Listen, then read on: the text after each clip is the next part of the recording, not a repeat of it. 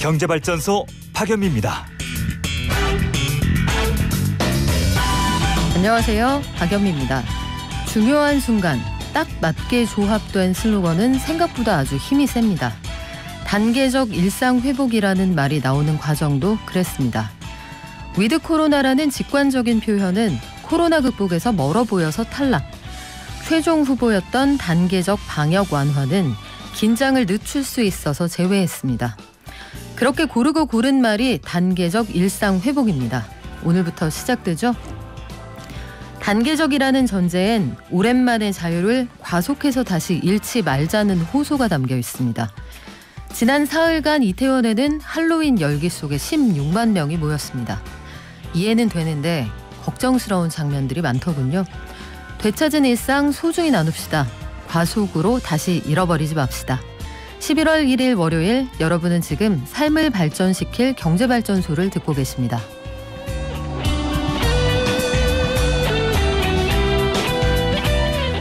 표심 잡기에 나선 더불어민주당의 이재명 후보, 식당 총량제 그리고 재난지원금 추가 지급 카드를 꺼냈는데 요거 갑론을박이 한창입니다.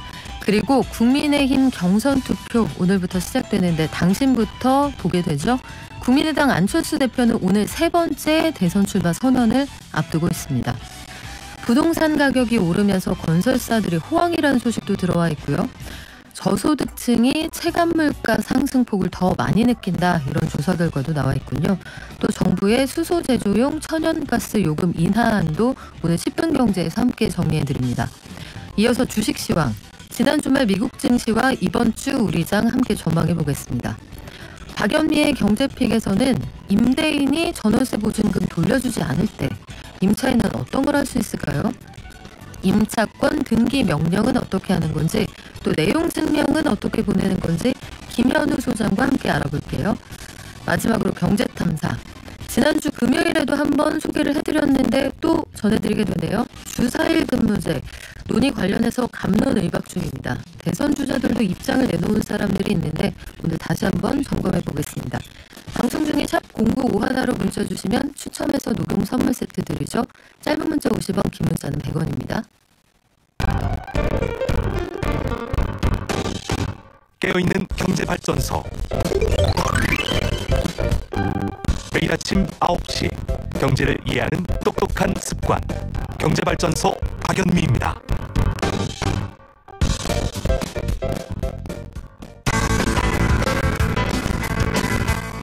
국민의 세금은 집권 여당의 정치적 요구에 따라서 국방대로 쓰는 꿀단지 아닙니다. 이재명은 진보도 좌파도 아닙니다. 거대하고 추악한 게이트 세력일 뿐입니다. 이번 주 모든 여론조사에서 이재명을 확실히 이긴 후보 홍준표가 여러분의 한을 풀어드리고 원을 들어드리겠습니다. 우리 보수가 저 사이비 진보들보다 훨씬 더 대한민국을 더 잘 살고 더 강하게 만들어갈 수 있느냐.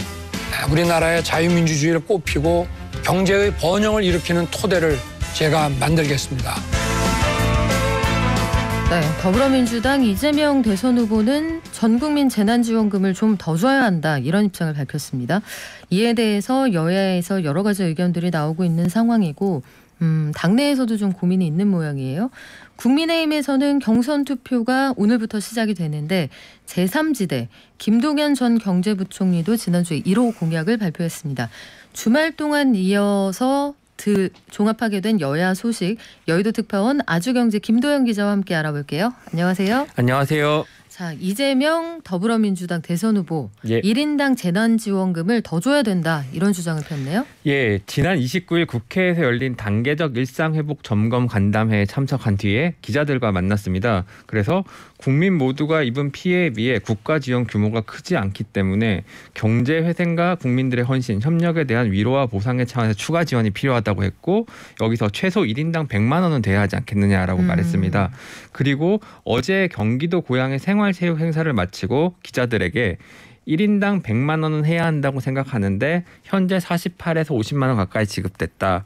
코로나 국면에서 추가로 최하 30에서 50만 원 해야 한다라고 얘기했습니다.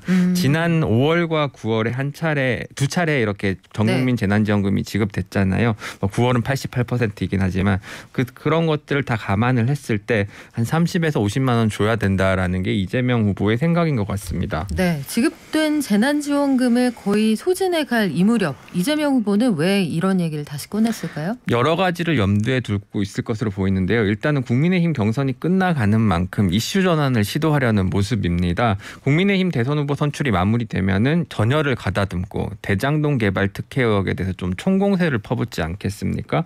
그 전에 전선을 좀 분산해 놓으려는 의도가 있는 것 같습니다. 11월부터 본격적으로 예산 전국이 시작되기 때문에 또 재난지원금을 주느냐 마느냐가 이슈의 중심에 올라오지 않겠습니까? 그런 것도 계산을 한 것 같습니다. 국민의힘에서도 표만 생각한다면 반대만 할 수는 없는 상황이기 때문에 좀 난처한 상황에 처하게 될 것 같고요. 다만 이준석 대표는 이 후보를 배짱이라고 부르면서 큰 선거에 나올 때마다 더욱 돈 쓰겠다는 얘기를 가볍게 한다라고 얘기했습니다. 그래요. 국민의힘 대선 주자들은 심각하게는 매표다 이런 주장까지 하던데 네. 각자 입장을 좀 내놨던 모양이죠? 예, 결이 좀 달랐습니다. 홍준표 후보와 윤석열 후보는 별다른 입장을 내놓지 않았습니다. 나중에 표심에 미칠 영향을 조금 고민을 하는 모습인데요. 윤 후보는 지난 30일 대구에서 기자들과 만나서 이재명 후보에 대해서 물으니까 공약이나 정책에 대한 평가는 나중에 하도록 하겠다. 언급을 자제했습니다. 홍 후보는 어저께 마지막 토론회에서 포퓰리즘이다라는 평소에 하는 그런 비판만 내놨고요. 다만 유승민 후보 같은 경우에는 무책임하기 짝이 없다. 자기 돈이면 저렇게 펑펑 쓰겠냐라면서 대장동 게이트로 숨겨둔 돈이 있으면 그걸로 쓰라 이렇게 얘기를 했습니다. 그리고 원희룡 후보 측은 논평을 내고 미래 세대를 담보로 한 금권 선거를 즉시 중단하라고 얘기했습니다. 그래요. 이런 제안을 들었을 때 당에서는 입장이 난처할 것 같기도 하고 네. 이게 사전에 조율된 내용은 아니라고 들었는데 네. 일단 민주당 입장은 어떻습니까? 일단은 민주당 대선 후보가 선출되면 대선 후보를 중심으로 당이 돌아가잖아요. 그렇죠. 대선 후보가 공식적으로 굉장히 큰 의제를 던졌기 때문에 마냥 무시할 수는 없을 것으로 보입니다. 이 후보는 여기에 대해서 물어보니까 시기와 금액, 방법, 추경으로 할지 본예산으로 할지 등은 당과 재정당국이 협의해야 한다라고 얘기를 했는데요. 사실상 주는 거를 기정사실화한 발언입니다. 그러니까 곧 예산국회가 시작되는 네. 만큼 좀 본예산에 반영하는 방향이 추진되지 않을까 싶은데요. 지금 600조 원 규모의 본예산이 제출돼 있고요. 그리고 이 재난지원금을 지급하기 위해서는 최소 15조 원에서 26조 원 정도의 증액이 필요하다고 합니다. 이 경우 보통 본 예산을 조정해서 네. 만들 수 있는 돈은 한 4조 원 안팎이라고 합니다. 그렇죠. 그러면은 추가적인 국채 발행이 불가피한 상황인데 이 경우에 또 기획재정부와의 마찰 이런 것들도 예상할 수 있을 것 같습니다. 그래요. 이게 간단한 문제는 아닌 것 같은데 자 이재명 후보 부동산 개혁 정책도 계속 내놓고 있네요. 네, 대장동 특혜 의혹을 부동산 투기와의 전쟁으로 판을 키우는 중입니다. 전국 주도권을 좀 가져가겠다는 포석으로 보입니다. 이 후보는 개발이익 100% 환수제, 공직자 부동산 백지 신탁제, 그리고 취득 심사제, 고위직 승진 임용 배제 등까지 강조하고 있습니다. 그리고 지난 29일에는 경기 성남 수정구 제1공단 근린공원 조성공사 현장을 방문했는데요. 여기는 대장동 개발 수익금으로 조성되는 곳입니다. 그래서 이 후보는 여기에서 원도심에 대규모 재원이 필요한 기반시설 확보는 이런 방식이 아니면 못한다 이렇게 말하면서 대장동 개발 방식이 공공환수의 모범 사례라는 입장을 재차 강조했습니다. 그런데 국민의힘에서는 범인은 범행 현장에 다시 나타난다 이런 말까지 했습니다. 네, 이제 선거가 이제 다가오니 수위가 상당히 높은 발언들이 많이 나오고 있는데 네. 국민의힘도 오늘부터 경선 투표가 시작이 되죠? 예, 오늘부터 2일까지 모바일 당원 투표를 실시하고요. 3일과 4일은 투표에 참여하지 못한 당원들을 대상으로 한 ARS 투표 그리고 경쟁력 여론조사를 실시합니다. 이후 결과를 집계해서 오는 5일 오후 2시에 최종 후보를 선출하는 전당대회를 열게 됩니다. 김도영 기자는 누가 될 것 같아요? 굉장히 어려운 질문인데요.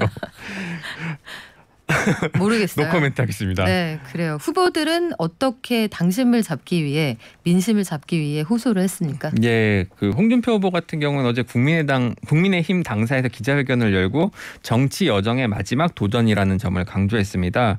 여론조사상으로는 우위가 좀 확인이 되고 있는데 이런 점들을 강조하면서 다른 세 분의 후보와 함께 원팀을 이뤄서 정권 교체를 이뤄내겠다. 다른 후보들은 아직 정치를 할 여력이 남아 있지 않느냐 이런 말을 했습니다. 그리고 윤석열 후보하고 유승민 후보는 대구에서 당심의 지지를 호소했는데요. 윤석열 후보는 수성못에서 정치 버스킹 행사를 열고 공직 생활을 대구에서 처음 시작했다. 이 지역에서 태어나진 않았지만 이 자리에 저를 오게 한 분들이 대구 시민과 당원들이다. 제가 대구의 아들이 맞기는 맞는 모양. 이렇게 얘기했습니다. 대선 후보들은 참 고향이 많아요. 예, 그렇죠? 윤 후보는 서울 출생입니다. 그리고 유승민 후보는 그 대구 동성로에서 오징어 게임의 456번 체육복, 그러니까 마지막 1인이 되는 성기훈 그 옷을 입고 마지막 1인이 되겠다고 호소했습니다. 그리고 기자회견을 또 대구에서 열어서 대구 경북의 아들 유승민을 선택해달라 이렇게 호소를 했습니다. 대장동 일타 강사를 자임하고 있는 원희룡 후보는 경기 성남시 분당구 백현동 아파트에서 기자회견을 열었습니다. 여기도 또다시 개발 특혜 의혹이 불거지고 있는 곳인데요. 네. 이재명을 상대할 후보는 이런 부분을 굉장히 강조했습니다. 네, 다 내가 돼야 이길 수 있다 이렇게 주장을 하는 가운데 제3지대 후보들이 한동안 보이지 않다가 네. 이제 박빙의 승부에서는 굉장히 몸값이 올라갈 거다 이런 전망이 있는데 예. 김동연 전 경제부총리 1호 공약도 나왔군요. 예, 새로운 물결 창당을 선언한 김 전 부총리가 지난 26일 국회에서 기자회견을 열고 1호 공약을 발표했습니다. 첫 공약은 공무원 기득권 깨기입니다. 아, 본인이 공무원 출신 아닌가요? 그러니까 더 잘한다는 겁니다. 예, 김 전 부총리는 공무원 철밥통을 깨고 유연한 정부를 만들겠다면서 그 퇴직 공무원을 절반만 충원하는 방식으로 공무원을 20% 감축하고 공무원 정년도 폐지하겠다고 했습니다. 그리고 5급 행정고시를 폐지하고 민간 경력직과 내부 승진으로 충원하겠다는 입장을 밝혔는데요. 여기에 대해서 공무원 노조가 굉장히 반발을 하니까 공개 토론을 하자 이렇게 제안하기도 했습니다. 공직사회에서는 굉장히 파격적인 주장입니다. 구체안을 보면 7급을 조금 더 뽑아서 내부 승진을 통해 5급으로 올리겠다 이런 얘기인데 본인이 행시 출신이잖아요. 네. 요거 굉장히 뜨거운 사안이라 어떻게 될지 궁금해지고요. 안철수 국민의당 대표 오늘 대선 출마 선언을 할 예정이라고요? 예, 잠시 뒤 오전 10시에 국회 잔디광장 분수대 앞에서 대선 출마를 선언합니다. 이제 범야권 단일화 논의가 본격적으로 시작될 것 같은데요.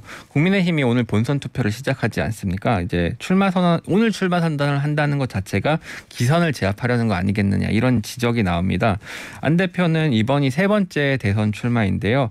여론조사에서 좀 유의미한 지지율이 나오느냐 안 나오느냐 그게 단일화 협상의 관건이 될 것으로 보입니다. 그래요. 지지율도 의미 있게 나오느냐가 중요한데 이 비호감도 이걸 네. 줄이는 것도 관건이 아닐까 싶어요. 한 주간의 정치권 뉴스 여기까지 정리합니다.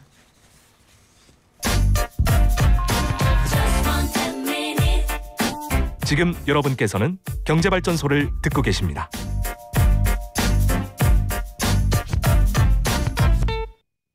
매일 아침 쏟아지는 경제 뉴스 10분만 투자하면 충분히 따라잡을 수 있습니다. 10분 경제 주말 동안 들어온 주요 경제 뉴스 정리해 드릴게요. 자, 그 요소수 얘기 4800번님 요소수 얘기 좀 해주세요. 심각한 상황인데 뉴스가 없네요. 저희가 지난주에 한번 전해드렸는데요. 다시 한번 정리해서 현재 상황 앞으로 전망까지 한번 정리해 보겠습니다. 요소수 이거 경유차 타시는 분들 굉장히 심각한 문제인데 요소수 가격이 오를 뿐만 아니라 구하기가 어렵다고 해서 굉장히 고민들 하시더라고요.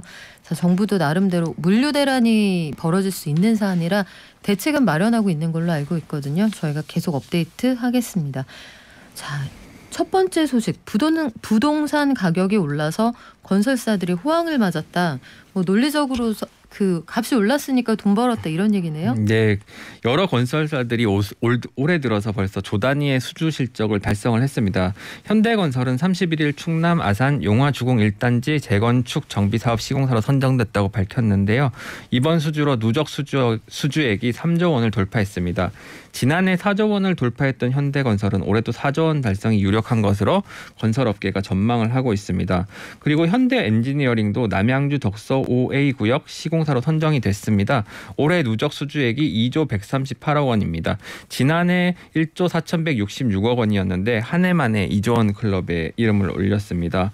건설사 도급 순위 4위인 포스코건설은 리모델링 시장에서만 1조 원 넘는 누적 수주액을 기록을 했습니다. 그렇군요. 건설사들은 이렇게 잘 나간다고 하는데 체감 물가가 저소득층부터 더 민감하게 많이 올랐다. 이런 조사 결과도 나와 있군요. 예, 보험연구원이 코로나19 이후 소득 계층별 물가 상승률 차이라는 보고서를 내놨는데요. 소득 분위기가 낮을수록 물가 상승률이 높았다고 합니다.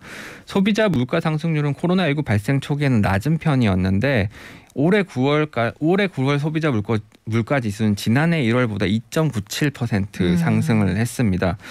소득 분위별로 보면 소득 상위 20%인 5분위의 소비자 물가 상승률은 2.66%로 나타나 전체 물가 상승률보다 낮았고요. 3분위와 2분위의 상승률은 3.09%와 3.26%로 더 높았습니다. 그리고 소득이 가장 낮은 1분위는 3.6%가 오른 것으로 나타나서 소득 5분위가 오른 것보다 0.94%포인트 높았습니다. 보고서는 저소득층 소비 지출에서 비중이 높은 분야를 중심으로 물가가 많이 오른 탓이라고 설명했습니다. 저소득층 구성비가 큰 식료품이나 비주류 음료 물가가 지난해 1월부터 올해 9월까지 11.6% 올랐거든요. 이런 부분이 많이 반영된 것으로 보는 겁니다. 반면에 고소득층에서 구성비가 큰 교통 항목의 상승률은 2.63%로 안정적이었고요. 역시 고소득층의 지출 비중이 더 큰 교육 항목은 오히려 마이너스 2.37%를 기록했습니다. 그래요. 전체 소득에서 그 체감 물가가 많이 올라간 식비가 얼만큼 큰 비중을 차지하느냐 이게 달랐다는 얘기인데 이 저소득층의 고통지수가 더 높았구나. 다시 한번 체감할 수 있는 통계이지만 보험연구원이 왜 이 보고서를 냈을까 이런 의문도 생기네요. 보험연구원과 이 보고서 사이에 어떤 관계가 있을까요? 자, 정부가 네, 그 다음에 알려주세요. 네. 정부가 수소 제조용 천연가스 요금을 낮춘다고요? 예, 수소 경제 조기 정착 및 LNG 벙커링 산업 활성화에 기여하기 위한 목적입니다. 오늘부터 수소 제조용 천연가스는 현 수송용 천연가스 원료비에서 25% 인하된 가격으로 공급이 됩니다. 3년간 한시 적용된 뒤 추후 연장 여부를 재검토할 예정입니다. 그리고 천연가스를 선박 연료로 사용하는 LNG 벙커링 산업 활성화를 위해서 우리나라가 외국을 왕래하는 선박에 LNG를 연료로 주입해 수출한 경우 해당 LNG에 대한 수입 부과금을 전액 환급하기로 했습니다. 네.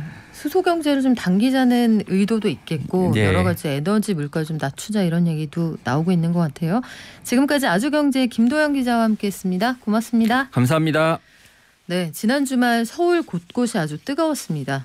소위 할로윈 파티가 열린 건데 마음은 이해하지만 사람들이 많이 모였고 곳곳에 마스크 쓰지 않은 청년들도 많이 눈에 띄더라고요.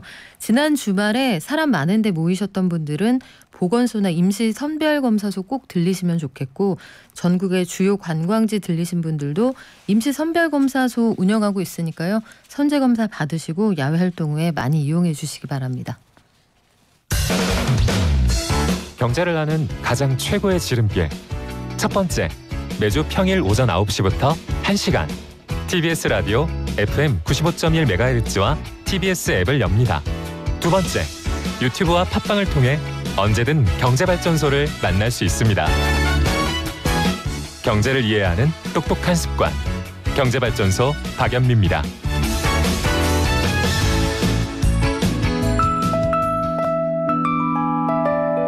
개미 한 마리, 개미 두 마리, 개미 세 마리가 사발을 들고 하나, 둘, 셋. 영차. 네, 지난 주말 뉴욕 증시 그리고 이번 주 우리 전망 한번 해보죠. 키움증권의 한지영 연구원 연결돼 있습니다. 안녕하세요. 네, 안녕하세요. 네, 이번 주 우리 증시 전망하기 전에 지난주 뉴욕 증시를 보면 도무지 이해할 수 없는 빅테크 사이에 순위 변동이 있었단 말이죠. 이 상황부터 좀 정리를 해주세요. 예, 일단은 마이크로소프트가 애플의 시가총액을 16개월 만에 처음으로 다시 제치면서 미국 증시 시가총액 1위를 탈환을 했습니다. 그래서 이렇게 어떻게 보면은 미국은 거의 대형 테크주들의 장세라고 불릴 수가 있었는데 최근에 이 두 개의 종목 간에 또 일부 테크 대장주들 사이에서 엇갈린 주가 흐름을 나타낸 거는 결국에는 공급난의 충격을 얼마나 다들 잘 흡수하고 버텨냈냐 여기에서 기인한다라고 볼 수가 있어요. 그래서 일단은 증시 주변 환경 자체는 아직까지 불안불안하고 그런 상황이지만 그래도 주식 투자에 대한 사람들의 관심, 대중의 관심은 여전하다라고 볼 수가 있고 이제는 그 안에서 과거처럼 단순히 기대감만 보고 투자하는 게 아니라 실적이 잘 나오는, 실적이 뒷받침되는 기업들에 투자하려는 사람들이 많아진 것으로 보입니다. 그래서 마이크로소프트 같은 경우는 공급난의 충격에도 불구하고 실적이 예상보다 잘 나왔고 반면에 애플은 공급난의 충격을 거의 고스란히 받았기 때문에 실적이 잘 안 나오다 보니까 이렇게 지난주 금요일에 엇갈린 주가 흐름을 나타냈던 것으로 저는 파악을 하고 있습니다. 그렇군요. 그런 상황 속에서 지난주 금요일 미국 3대 증시는 다 사상 최고치였네요. 네네. 그래서 지금 말씀하신 것처럼 애플이랑 아마존 같은 경우는 공급난 충격으로 실적이 부진해서 주가가 장중에 4% 정도까지 하락하는 모습을 보였지만 마이크로소프트, 알파벳, 테슬라 이런 다른 대형 테크주들은 오히려 실적이 잘 나왔다라는 그 전망에 힘입어서 기대감에 힘입어서 전체적으로 미국 증시의 상승 동력을 제공했다라고 볼 수가 있고요. 또 중요한 거는 그 연준이 중요시하는 개인 소비 지출, PC 물가라고 저희가 부르는데 이거 같은 경우도 이제는 고점이 도달했다라는 좀 인식들이 부각이 되면서 미국 증시의 강세 요인이 추가적으로 기여를 했다라고 이해를 하시면 될 것 같습니다. 네, 이런 분위기 속에 우리 증시는 어떻게 출발했습니까? 네, 한국 증시 지난주 금요일에 거의 1% 넘게 빠지면서 코스피가 3,000선을 내줬었는데 지금 다시 0.4에서 5%대 반등 흐름을 보이면서 지금 2,988선까지 지금 올라온 상황입니다. 그리고 시가총액 상위 대장주들 같은 경우는 지금 나름의 양호한 성과를 보이고 있는 이런 상황이고요. 오늘 같은 경우 이제 11월 달부터 위드 코로나에 돌입을 하게 되는데 우리나라 같은 경우도 그와 관련한 수혜주들의 주가가 조금 눈에 띄고 있습니다. 그래서 하이브 같은 이제 엔터 기업들도 공연이 많아질 것이라는 기대감에 힘입어서 강세를 보이고 있고요. CJ, CGV 같은 이제 극장 체인 업체들도 이제는 극장 내에서 팝콘을 먹을 수 있다. 네. 달리 말해 팝콘 매출이 다시 회복할 것이다라는 기대감에 힘입어서 주가가 견조한 상승세를 보이고 있습니다. 그래서 전체적으로 오늘 시장 분위기는 지금 양호하게 출발했다라고 이해를 하시면 될 것 같습니다. 네, 이번 주에 우리가 특별히 주목해야 될 변수들이 있을까요? 아무래도 이제 11월 4일 날 발표 예정인 한국 시간으로 목요일 새벽에 발표 예정인 11월 FOMC 결과가 가장 주목해야 될 이벤트라고 보고 있는데 일단 테이퍼링, 연준의 양적 완화 축소는 이미 기정사실화된 만큼 실제로 11월 FOMC에서 테이퍼링 발표한다고 하더라도 시장 영향은 그렇게 크지 않을 것으로 보고 있습니다. 그리고 이제 중요한 거는 FOMC 끝나고 파월 의장의 발언이 중요해진 건데 병목 현상, 인플레이션과 관련해 금리 인상으로 대응할 것이라는 매파적인 입장을 보일 경우에는 단기적으로 시장 변동성 확대가 예상이 되는 만큼 이를 둘러싼 좀 변동성에는 좀 대비할 필요가 있다라고 보고 있습니다. 네, 오후장은 어떻게 흘러갈까요? 예, 오후장도 오늘은 그 양호하게 진행될 것으로 보고 있고요. 장 시작과 동시에 발표된 한국의 10월 수출이 전년 동기 대비 24% 증가하면서 9월 16.7%에 비해서 개선된 모습을 보였고요. 더 나아가 대부분 그 반도체나 자동차 이런 주력 업종들에 대한 수출 실적이 잘 나왔다라는 소식이 전해진 만큼 오늘은 이 같은 영향에 힘입어서 견조한 상승세를 보이면서 마감할 것으로 전망을 하고 있습니다. 네, 지금까지 키움증권의 한지영 연구원이었습니다. 오늘 말씀 고맙습니다. 네, 감사합니다. 돈이 굴러가는 기본적인 흐름. 잘 먹고 잘 사는 게 주식 관련해서 가짜 정보가 많더라고요. 용어라든지 이런 게 너무 어려우니까 잘 모르는 사람들도 쉽게 접할 수 있는 서민들 정책을 많이 좀 알려줬으면 좋겠습니다. 바쁜 생활 속에서 반드시 챙겨야 하는 경제 소식. 경제 이슈의 핵심을 짚어드립니다. 발빠른 경제발전소 박연미의 경제픽.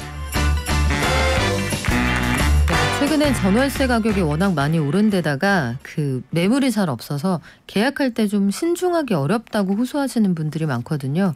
그래서 임대보증금을 돌려받아야 할 시기에 이거 받을 수 있을까? 제때 입금이 안 된다. 속 끓이는 분들이 제법 많은 모양입니다.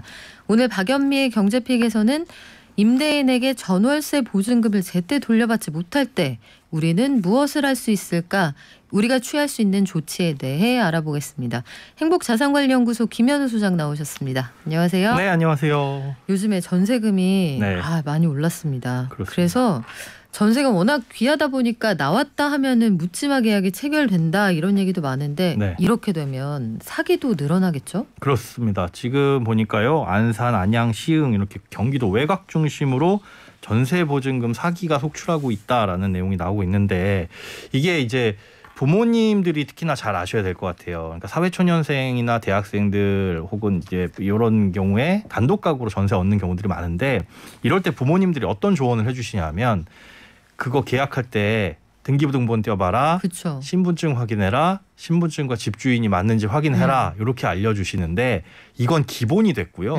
이제는 정말 전세 사기의 유형들이 정말 천차만별 너무나도 다양해졌습니다. 그래서 들어보지도 못한 사기 유형들이 많이 있는데 진짜 맘먹고 안 줄 요량으로 세입자가 들어가자마자 바지 사장으로 집주인을 바꿔버리는 경우도 있어요. 그러니까 보통 신축 빌라에서 이런 경우가 많이 생기는데 빌라를 처음에 지으면은 이 건축주가 있겠죠. 건축주와 계약을 체결을 하는데 잔금 치르는 그 날짜에 집주인이 바뀝니다. 그런데 알고 보니 그 집주인은 그냥 명의만 빌려준 말 그대로 바지 사장. 보니까 신용불량이라든가 뭐 노숙자 이런 경우로 바꿔버리면 아예 줄 생각이 처음부터 없는 거죠. 이런 경우들도 있어가지고 과거에 우리가 알고 있던 그 앞서 말씀드린 뭐 신분증 확인해라 이런 것들은 이런 것들로서도 사실 답이 없는 문제들이 굉장히 많이 발생을 하고 있다. 자, 그러면 임차인 입장에서도 우리가 챙길 수 있는 옵션이 좀 더 많아져야겠어요. 그렇습니다. 집주인이 들어온다거나 임대인이 집을 팔았다. 이럴 때 임차인이 보증금을 받으려면 이게 약간 긴장되는 상황인데 그렇죠. 깡통 전세 같은 그런 뭐 극단적인 상황이 아니라도 보증금을 제때 못 받는 분들이 그렇게 많습니까? 그렇습니다. 앞서 말씀드린 대로 그런 것들은 이제 일부러 안 주려는 경우고 그렇지 않더라도 집값이 떨어지거나 그렇게 됐을 때 보증금은 꽤 많이 올려받았는데 계약할 당시에는 비쌌지만 나중에 가서 보증금을 돌려줄 때쯤 되다 보니까 집값이 떨어져서 다음 세입자를 구하려고 하는데 예를 들어 집값이 3억에 이 전세가 2억 5천이었는데 집값이 한 2억 5천쯤으로 떨어지면 전세를 2억 5천에 들어오려는 다음 세입자가 없잖아요. 그렇죠. 다음 세입자를 못 구해서 보증금을 못 빼주거나 혹은 뭐 대출을 받아서 빼줘야 되는데 이 대출이란 것도 요즘에 쉽지 않고 또 집주인 여력에 따라서 다를 수가 있으니 이런 경우에서도 못 빼주는 경우들이 왕왕 있어서 이제는 임차인이 꼼꼼하게 좀 확인을 해봐야 될 것들이 굉장히 많아졌다. 그래요. 볼 수 있습니다. 최근에 특히 저희가 여러 가지 사례 중에 빌라 얘기를 많이 전해드리게 되는데 물론 이게 아파트 갈 여력이 없어서 차선으로 선택하시는 경우가 많다는 걸 잘 알고 있습니다만 그 부동산 가격이 막 출렁이는 시기라고 판단이 되시면 빌라 매매는 좀 조심하셔야 되는 게 맞죠. 때일수록, 전세금도 마찬가지인 게 다 그런 건 아니겠습니다만 일부의 경우에는 빌라 분양만 그 어떤 위탁을 받아서 전국을 도는 맞습니다. 그 빌라 판매단이라고 해야 되나요? 뭐죠? 그게 그 위탁 판매하시는 이게 분들이 전혀 사실은 과거에 없다 보니까 정확한 명칭도 없어요. 빌라 판매단. 신종의 어떤 그 비즈니스 유형인데 그렇습니다. 이런 사람들은 딱 판매나 아니면 그 분양만 해주고 딱 해놓고 움직이기 때문에 맞습니다. 정말 조심하셔야 됩니다. 자, 구체적인 사례를 좀 알려드릴게요. 만약에 이번에는 임차인이 계약이 아직 안 끝났어요. 그런데 뭐 분양이 될 수도 있고 뭐 여러 가지 사례가 있을 수 있잖아요. 이사 갑니다 할 때는 임대인도 돈을 막 가지고 있다 주는 게 아닐 수 있잖아요. 그렇죠. 이럴 땐 어떻게 해야 됩니까? 우리가 보통 그러니까 한 6개월 정도 남았는데 저 집에 내가 새로운 이사갈 집이 좋은 집이 생겼어 라고 한다면 지금 나가야 되는데 집주인 입장에선 계약일이 내년 뭐 4월까지입니다. 그러면 그때까지 돌려줄 의무는 사실 없어요. 집주인 입장에서는 그걸 이제 돌려달라고 할 수도 없는 거고 다음 세입자를 보통 구해가지고 넣거나 하는데 이럴 때 이제 생각을 해볼 수 있는 제도 중에 한 가지가 임차권 양도 계약이라는 걸 생각을 해볼 수가 있습니다. 이게 뭐냐면 새로운 임차인을 구해가지고 저하고 그냥 바톤 터치만 딱 하고 지나가는 거예요. 그런데 계약은 그대로 유지하는 즉 내년 4월 15일이 예를 들어서 만기인데 박예민 기자님 여기 들어와서 저 대신 좀 4월 15일까지 거주를 하시고 그 다음에 뭐 계약은 체결을 하세요. 이런 식으로 바톤 터치를 하고 대신에 보증금은 저로 이렇게 돌아가는 겁니다 해서 집주인에게 양해를 구하고 계약이 승계된다 이렇게 보시면 되는 거죠. 그런 계약도 있습니까? 네. 독특하네요. 그럴 수도 있고 그러면 새로운 임차인 네. 만약에 오늘 들어간다고 네네. 치면 오늘 11월 1일이잖아요. 예. 11, 12, 1, 2, 3, 4 반년만 거주를 하면 되는 거예요. 그렇죠. 그런데 좀 전에 말씀해 주신 것처럼 생소한데요 라고 말씀해 주신 게 거의 이게 안 이루어지다 보니까 그래요. 저도 사실 생전 처음 들어봤어요. 왜 그러냐면 1번 집주인의 승낙이 있어야 됩니다. 승낙, 집주인 동의서가 필수고요. 그리고 양도계약서도 당연히 우리끼리 써야 되고 그다음에 부동산 임대차 계약서도 다 집주인과 새로운 세입자가 써야 되는데 문제는 말씀하신 것처럼 6개월만 거주를 하게 되면 그럼 나가냐? 그렇진 않겠죠. 아마 새로운 계약을 체결을 하겠죠. 그렇겠죠. 집주인 입장에서는 지금 새로운 계약을 체결해서 보증금을 사실 올려받는 게 좋지. 굳이 남은 임대 기간 동안 그대로 보증금을 또 유지를 했다가 승계를 하면 5% 룰에 걸리는 그렇죠. 거죠. 뭐 그런 것들도 있기 때문에 지금같이 전세 보증금을 만약에 더 많이 받을 수 있는 상황이다라고 한다면 굳이라는 생각이 당연히 들 수밖에 없고 또 번거롭죠. 네. 이 중간 과정에서 우리가 새로운 세입자를 들인다면 한 번만 계약을 하면 되는데 그렇죠. 이걸 또 뭐 승낙을 양도승낙서를 써주고 임대차 계약을 새로 계약을 체결했는데 한 6개월 있다가 또 얼마 되지 않아가지고 또 계약서를 쓰자 그러고 이러면 네. 그런 게 이런 게 저런 게 번거롭다 보니까 네. 실제 현장에서는 사실 이런 것보다는 새로운 세입자를 구해가지고 지금부터 새로운 계약 체결하시고 대신 네. 뭐 집주인한테 그렇게 얘기하죠. 복비는 제가 낼게요. 그래서 세입자 구하는 게 일반적이라고 볼 수가 있겠습니다. 자, 흔하지 않은 케이스인데 굳이 알려주신 이유는 이런 것도 있다.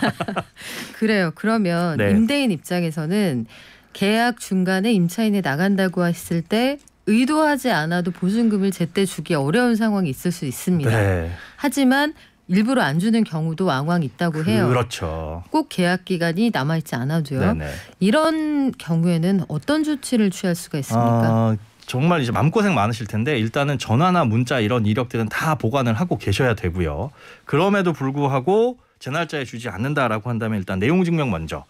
그러니까 이 내용 증명이라는 건 내가 집주인한테 보증금을 달라고 몇 번을 어떻게 언제 요구를 했다라는 걸 기록으로 남기는 겁니다. 근데 내가 아무리 그 집주인 같은 건물에 산다고 똑똑똑 두들기고 보증금 주세요. 내일 꼭 주셔야 돼요. 오늘 꼭 주셔야 돼요 하는 게 다 이력에 남아있을 수는 없잖아요. 네. 그래서 그걸 근거로 남기는 건데 우체국 가서 하는 겁니다. 그래서 내용 증명을 개인이 그냥 보낼 수 있어요? 네, 그냥 법무사 사무소나 그 변호사 쓰지 않아도요? 네, 우체국 가시면 아무나 보낼 수가 있습니다. 이거 좋은 팁이네요. 네.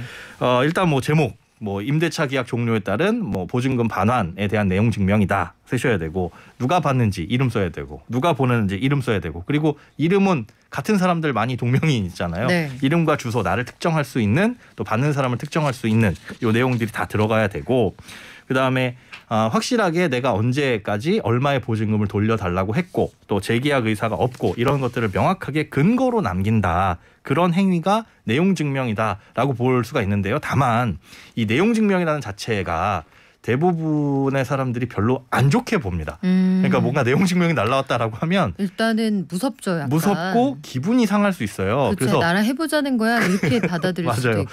네. 문자나 전화를 충분히 했음에도 불구하고 임대인이 집주인이 몰라 그러니까 알아서 뭐 이렇게 좀 뜨뜨미진하게 나온다 그러면 보낼 만한데 그냥 다음 달에 빠지는데 다음 달에 빠지니까 내용 증명 보내야지 이거는 아니라는 거. 근데 이런 게 참 어려워요. 이 현실에서 네네. 내용 증명을 보내기까지 이 임차인은 얼마나 고민을 했겠습니까? 그렇죠. 그렇지만 또 그 임대인 입장에서는 그 다음 달에 사람 들어오면 준다고 했는데 이렇게 될 수 있어서 맞습니다. 이게 참 쉽지 않아요. 네. 그래서 그 분위기를 잘 보고 임대인이 잘해야죠. 임대인이 제때 줘야죠. 참 이게 애매합니다. 그래요. 그럼 내용 증명이라는 게 개인이 쓸 수도 있다고 하셨어요. 네네. 그러면은 수신인은 한 명일 텐데 몇 부나 만들어야 됩니까? 3부를 만들어야 돼요. 수신인 가져야 되고 일단 나도 갖고 있어야 되죠. 그다음에 우체국도 그걸 중간에서 보관을 합니다. 그래서 3부를 작성하도록 우체국에서도 안내를 하고요. 그다음에 뭐 본인 이름이라든지 뭐 인감도장 이런 거 딱 찍어가지고 우체국 가면은 그 내용 증명에 대한 안내들도 있고 하니까 그거 참고하시면 그렇게 작성하시는데 어려움은 없으실 겁니다. 내용 증명 창구가 따로 있을 정도면 보내시는 분이 많다는 얘기인데 내용 증명 우리가 일상생활에서 가장 흔히 접하는 법률 용어이기도 한데 그렇죠. 이게 법적으로 효력이 있는 거예요?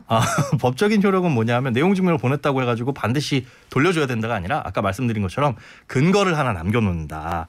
혹시나 법정까지 가게 될 경우, 소송까지 가게 될 경우에 내가 그냥 하루아침에 오늘 나갈 거예요, 오늘 돈 주세요 한 게 아니라 며칠 전서부터 언제서부터 얼마를 어떻게 달라고 했고 저는 적법한 절차에 따라서 그걸 요구했는데 안 들어줬다 라는 것들을 이제 남겨놓기 위한 게 내용 증명이라는 절차이기 때문에 이거 자체로 네. 어떤 법적 효력이 있거나 그런 건 아닙니다. 그냥 증거, 쉽게 얘기해서 하나의 증거다 이렇게 생각을 하시는 게 좋죠. 근데 받아야 되는 사람들이 네. 수신에 거부할 때도 있잖아요. 그렇죠. 집에 없다거나 네. 그래도 일단은 내가 발송을 했고 이런 내용들을 이 사람에게 통지를 했다라는 게 중요한 거니까 그거는 그 사람이 받든 안 받든은 사실은 중요하지는 않습니다. 네, 피차 여기까지 안 가면 좋을 텐데 그렇죠. 상황이 악화돼서 일단 여기까지 갔어요. 네. 내용 증명도 보냈단 말이죠. 네. 그런데도 임대인이 보증금을 안 준다. 네. 그다음에 할 수 있는 게 뭔가요? 반드시 집에 눌러붙어 있어야 됩니다. 집에서 절대 나가면 안 된다. 이게 무슨 쉽게 우스갯소리로 이렇게 말씀을 드렸지만 자, 제가 지금 여기서 이 집에서 이사를 가고 보증금을 받아야 되는 이유는 다른 집에 이사를 가야 되기 때문인 거잖아요. 그렇죠. 그렇죠. 그러려다 보면 다른 집으로 전입신고도 해야 되고 여러 가지 요소들이 생겨요. 맞아요. 그런데 문제는 우리가 전입신고라는 걸 하고 확정일자라는 걸 받는 이유는 전입신고 그리고 내가 이 집에서 거주하는 걸 이제 점유하는 거잖아요. 아무도 나를 맘대로 쫓아낼 수 없어라고 하는 기본적인 전제를 깔아놓는 겁니다. 전입신고가 점유가 됐다라는 건 네. 임대차 계약서상에 임대차 보호법상에 나는 보호를 받을 수 있고 그래서 집주인이 바뀌든 뭐가 어떻게 되든 계약이 만료될 때까지는 나는 이 집에서 살 수 있는 권리가 있어라는 게 전입신고와 점유예요. 그런데 여기에 플러스 우리가 계약서에 확정일자라고 날짜를 받는 건 뭐냐면 이게 이제 무슨 일이 생겼을 때 돈을 받아갈 수 있는 우선 변제권이 순서가 어떻게 되느냐예요. 예를 들어 5월 1일에 내가 확정일자를 받았고 그 다음에 근저당 설정이 뭐 8월 10일에 받았다. 그럼 순서상으로 확정일자 도장이 내가 먼저니까. 네. 그래서 이제 날짜를 그렇게 받는 거거든요. 그래서 변제권이 은행보다 나한테 먼저 있다. 집주인이 여러 군데에서 돈을 꾸고 나의 보증금도 부채로 가지고 있을 그렇습니다. 때 순서가 내게 누구냐. 순서가 제일 앞에 있으면 내 돈부터 줘야 된다. 그렇습니다. 네. 그 날짜를 정하고 순서를 정하는 게 확정일자거든요. 그런데 확정일자의 전제 조건은 점유권이 설정이 돼야 돼요. 대항력을 갖추고 있어야 됩니다. 이게 무슨 뜻이냐면 내가 이 집에 살고 있어야 되고 거주를 해야 되고 그리고 내 물건이 그러니까 하나라도 있어야 되고 플러스 전입신고가 되어 있어야 확정일자의 효력이 유지가 돼요. 그런데 만약에 여기서 이사를 가거나 이사를 가서 전입신고를 뺐다. 이 둘 중에 하나라도 해버리게 되면 우선 변제권이 사라지게 되는 겁니다. 그렇군요. 네. 그러니까 즉 나는 이사를 가야 돼서 저 집에 이사를 가면서 짐도 다 빼고 전입신고도 저쪽으로 했어라고 한다면 아무리 확정일자를 받아놨어도 그건 법적인 효력이 그때부터 없는 거예요. 그래서 가족이 많으면 네. 가족을 좀 나눠볼까요? 가족이 많으면 이제 나눠서 여기에 전입신고를 그대로 두고 네. 점유를 확보한 상태에서 2명 남기고 3명 가고. 네, 그런 식으로 네. 해도 돼요. 전입신고를 그렇게 해놓고 여기다 이제 해놔야 될 건 뭐냐면 임차권 등기 명령이라는 걸 해야 됩니다. 임차권 등기 명령. 말이 어렵지만 네. 간단해요. 우리가 등기부 등본을 떼보면 그 등기부 등본상에는 내가 여기 분명히 전세로 들어와 살고 있지만 내 이름은 없어요. 사실 그 대문에 봐도 내 이름이 적혀 있는 건 아니거든요. 그렇죠. 그러면 나는 여기 법적으로 어떻게 되어 있나 이거를 여기다 적어주세요. 내가 여기서 살고 있었다. 그런데 보증금을 못 받고 그 보증금에 대한 권리가 여기 있음을 등기부 등본에 적어주세요라고 하는 게 임차권 등기인 거고 그걸 명령하는 건 뭐냐면 법원에서 야 적어라. 라고 명령하기 때문에 이걸 임차권 등기 명령이라고 하거든요. 그러니까 즉 김현우라는 사람이 여기서 나가긴 나가는데 제 날짜에 보증금을 못 받았습니다. 라고 하는 내용을 누구나 알 수 있도록 등기부 등본상에 적어놔라. 라고 하는 게 임차권 등기 명령이에요. 이렇게 해놓으면은 사실상 이제 발뺌을 할 수가 없는 거죠. 그렇군요. 발뺌할 수도 없고 내 우선 변제권도 그대로 유지가 되고 그래서 이걸 해놓는 게 안전하다. 이걸 해놓고 나서야 이제 이사를 가는 게 안전하다라고 볼 수가 있습니다. 근데 이렇게 든든한 거면 이거 이사 갈 때 처음부터 해주면 안 돼요? 임차권 등기 명령에 조건이 있어요. 네. 일단 만기가 돼야 되고 보증금을 받지 못한 상태가 돼야 됩니다. 안 그러면 사실 만기도 안 되는데 돌려달라 여기다 써놓을 수는 없는 거고 네. 물론 임차권 등기를 집주인이 동의하면 중간에도 쓸 수는 있어요. 하지만 그걸 써놓게 되면 근데 뭐 서로 굳이 시간 내서 네. 굳이 할 필요는 좋은 관계 불편하게 안 만들겠죠. 중간에는. 맞습니다. 할 필요도 없고 그게 또 설정이 되어 있으면 들어가는 세입자 입장에선 이 집이 뭔가 문제가 있나? 왜 그렇죠. 여기에 좀 생소하니까요. 예, 세입자의 이 권리가 있다라는 게 아직 남아있지? 이게 무슨 소리지? 해가지고 세입자가 잘 안 들어오는 경우들도 있어서 일단 이 두 가지 요건 만기가 돼야 되고 보증금을 돌려받지 못한 상태를 충족한 상태여야만 임차권 등기를 집주인과 협의해서 하는 게 아니라 법원에다 요청해서 명령으로 여기다 기록을 할 수 있다. 자, 신청은 어떻게 하면 됩니까? 요거는 임차권 등기가 이제 설정을 하는 거 있어서는 이 서류들이 몇 가지 준비를 하셔야 돼요. 일단 임차권 건물 등기부 등본 요것과 주민등록등본 초본 한 통, 그리고 임대차 계약서 있어야 되고 부동산 목록 5통 있어야 되고요. 임대차 계약서 해지 통보 서류, 이게 내용 증명 아까 보낸 거 있죠. 요런 것들 요거를 가지고 가서 신청을 하게 되는데 이 정리를 해가지고 이 동사무소, 그러니까 주민센터죠. 주민센터나 이쪽에서 발급받아가지고 여기다 신청을 하시게 되면 순서가 명령 신청을 한 후에 바로 나오는 건 아니에요. 네. 그러니까 임차권 딱 봐서 법원에서 여기다 임차권 등기를 해도 된다라는 결정이 일단 나올 거잖아요. 그 다음에 해당 내용을 송달하고 임차권 등기가 좀 시간이 걸리지만 그 다음에 등기가 되는 걸 확인하고 나가야 됩니다. 그러니까 오늘 신청했다고 해가지고 결정이 났다. 임차권 등기 명령 결정이 났습니다라고 하더라도 등기부 등본을 떼봐서 임차권 등기 명령이 난 이후에 움직여야 된다라는 것만 기억을 좀 해두시면 될 것 같습니다. 근데 여기서 이제 임차인이 겪게 되는 딜레마가 한 가지 있다고 보는 게 임차권 등기 명령까지 됐다고 치죠. 네. 그러면 가장 이 사안을 빠르게 해결할 수 있는 방법은 다음 세입자가 들어와서 내 돈을 돌려받는 거잖아요. 네네. 물론 그분도 문제가 없어야겠고.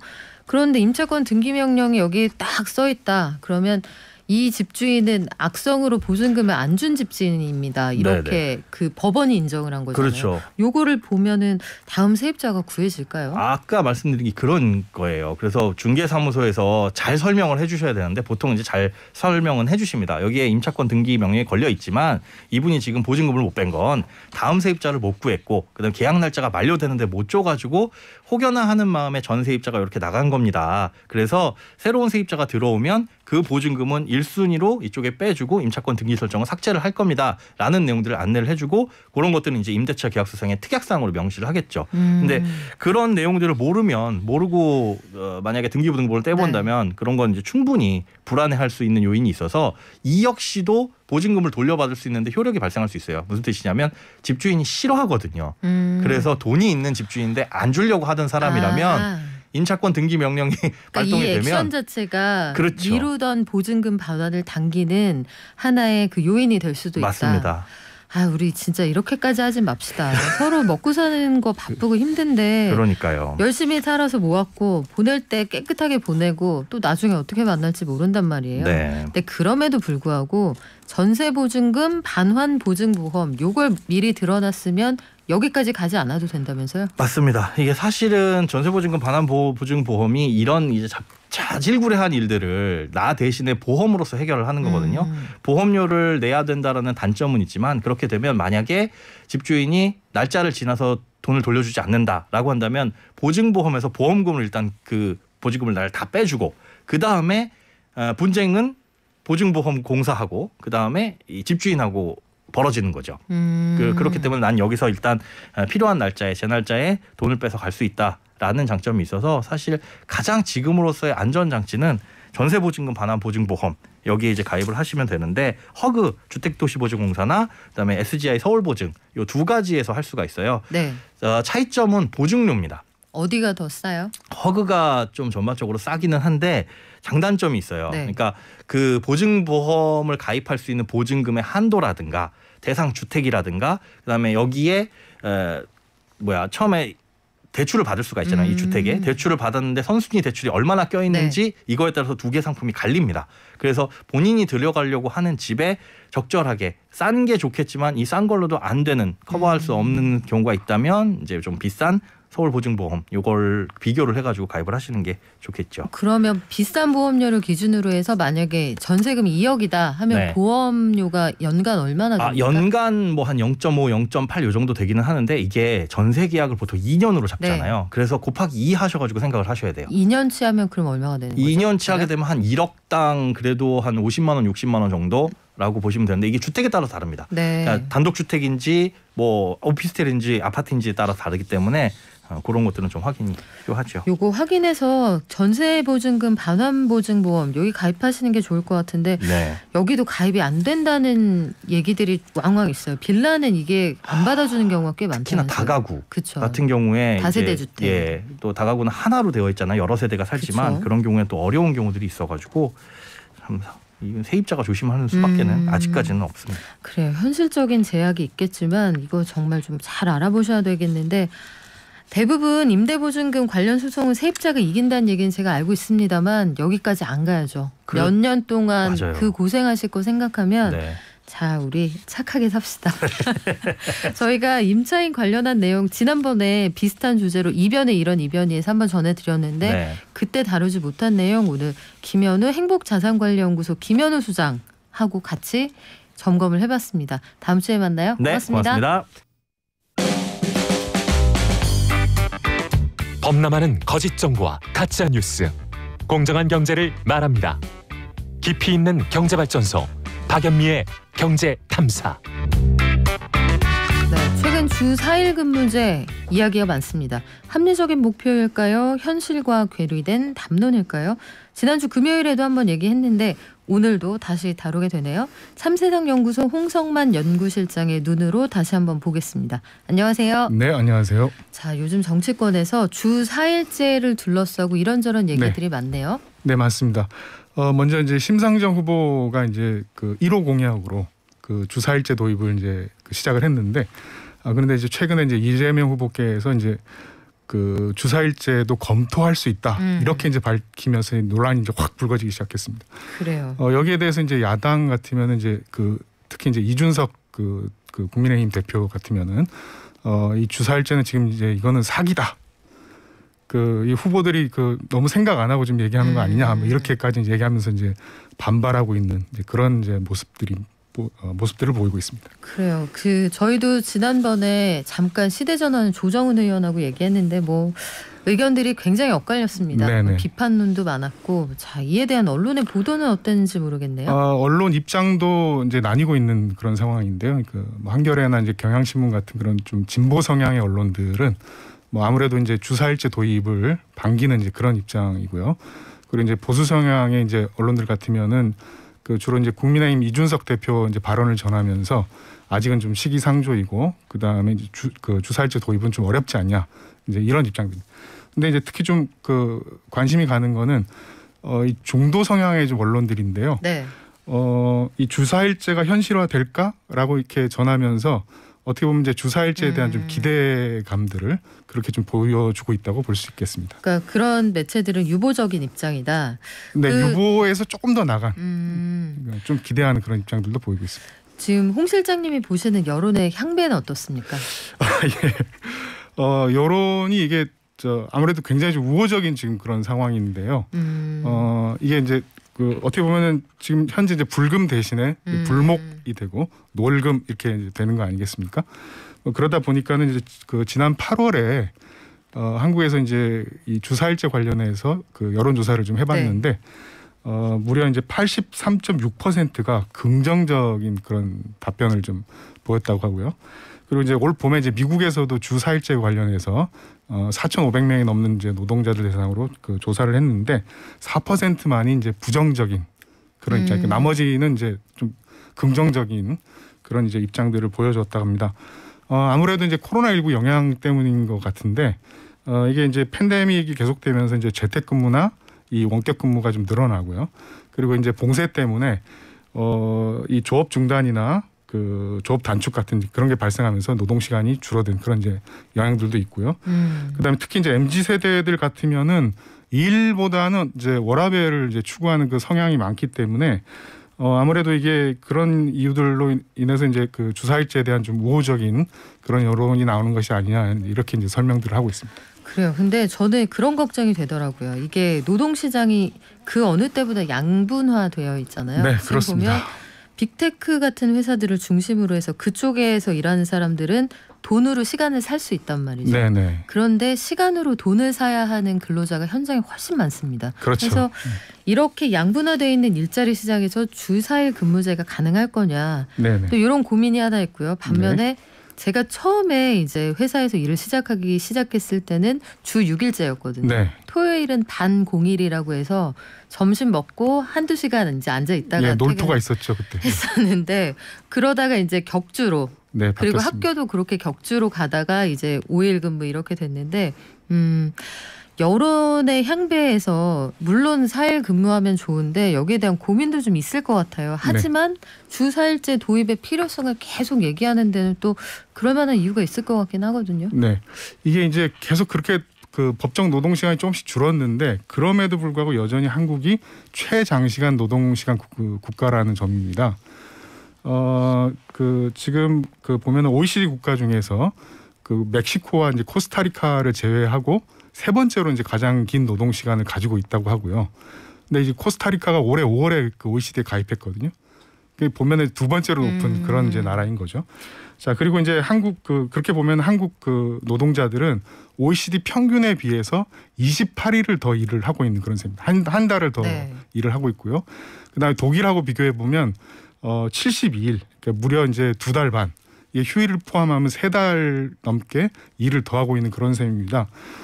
그리고 이제 그 여기에 앞서 말씀드린 이제 그 코로나19의 영향과 그다음에 워라밸을 찾는 어떤 그 MZ 세대의 어떤 이 성향들이 그렇게 이제 결합된 걸로 이 주사일제 도입의 어떤 필요성들을 설명을 하고 있습니다. 네, 뭐 여러 가지 의견 주시는데 시기상조라는 의견도 많고 논의는 해볼 수 있지 않느냐 이런 의견도 있습니다만 저는 전제 조건은 이건 것 같아요. 주 4일제로 근무하더라도 월급이 줄어들지 않는다. 네, 그래서. 그리고 우리나라 수출 제조 대기업들 같은 경우에는 제조 일수, 조업 일수가 부족하면 그 달은 반드시 수출이 줄어들거든요. 네.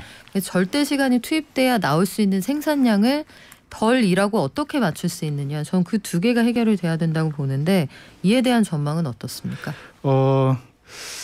이게 이 전망이 사실은 좀 엇갈리고 있는 그런 상황인데요. 근데 이제 뭐 좀 원칙적으로 좀 보면은 지금 주 4일제는 이제 그 일주일에 8시간을 단축해서 연간 이제 52일을 단축하는 겁니다. 근데 이제 앞서 이제 그 독일하고 지금 노동일 격차가 72일이라고 말씀드렸는데 52일을 단축해도 이게 아직 한참 멀은 그런 상황이기 때문에 더 단축해야 되는 이제 그런 필요성들이 있는데요. 근데 이제 아이슬란드나 이제 뉴질랜드, 스페인, 일본 등에서 지금 먼저 이제 주 4일제 도입 실험들을 좀 하고 있습니다. 근데 그 결과가 굉장히 이제 긍정적인 형태로 좀 나오고 있다고 하고요.